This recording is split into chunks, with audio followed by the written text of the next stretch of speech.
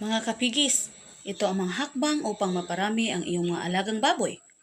Ito ang mga palatandaan na hit o naglandi ang inahin. Una, namamaga at namumulang ari o vulva. Pangalawa, sumasampa o nagpapasampa sa ibang baboy. Pangatlo, nakatayo o hindi gumagalaw kapag pinipindot ang likod o standing reflex. May dalawang paraan naman ng pagpaparami ng baboy. Una, natural na pagtatalik. Ito ay direktang pinagsasama ang barako at inahin.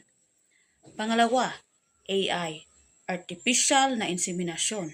Ito ay kontroladong paraan ng paggamit ng similya ng barako. So, may mga mahalagang paalala pag kayo ay nagparami ng baboy. Dapat panatilihing tumpak na rekod ng pagpapasampa. Pangalawa, magbigay ng balansing pagkain ng regular. Pangatlo, siguraduhing malinis at may maayos na kulungan. At iwasan ang stress ng baboy. So, ligtas ang may alam. Happy farming!